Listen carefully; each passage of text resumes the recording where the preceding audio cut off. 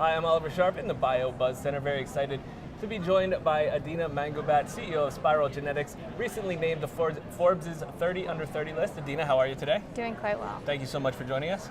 I know you've been all over the place. Congratulations so much on being named one of Bio's 30 Under 30. Tell me a little bit about Sprial Genetics.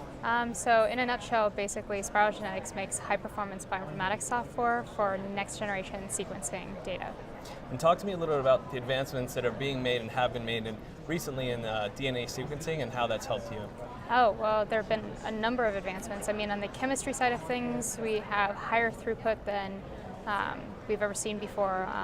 I mean, if you just compare 3 years ago to what we were able to do, it was like $100,000 worth of chemistry, and it would take us about 30 days to actually generate the raw data. And now there are sequencers that have been released that can do it all in a day for $3,000. So there's this huge wave of data that is coming, and researchers really need tools to help them manage it and analyze it.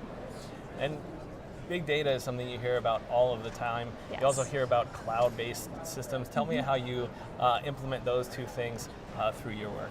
Yeah, so we have a product called Sprial Cloud, which is basically a cloud-based bioinformatics platform.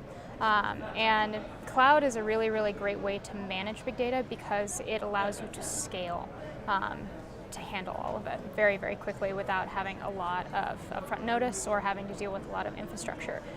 So it's actually really, really well suited to the genetics problem because there is a huge amount of data that is essentially coming without a lot of warning.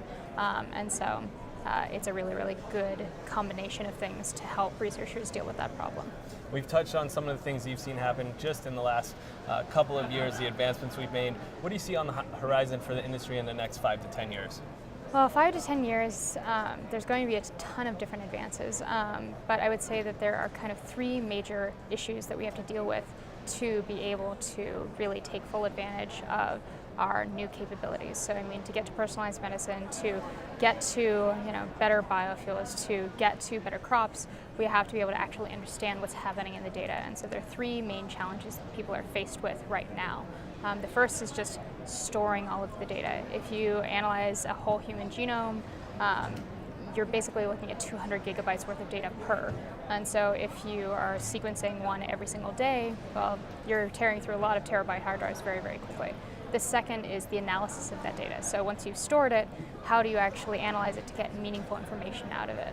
And then the last one is really accuracy. A lot of the bioinformatics tools that people have right now do not capture a huge amount of the variation that people are seeing.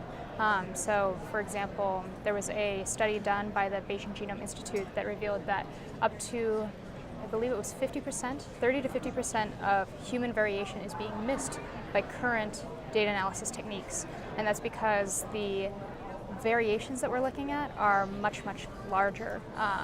So for example, if you are looking at large insertions or deletions or structural rearrangements, none of the current algorithms can actually pick those up. And so that's where we've really focused our efforts. We've solved the data analysis challenge, the data storage challenge, and now we're solving the large-scale genetic variation challenge. Adina, thank you so much for joining us. Congratulations once again on being named the Forbes' 30 Under 30 list, and best of luck with Sprial Genetics in the future. Thanks.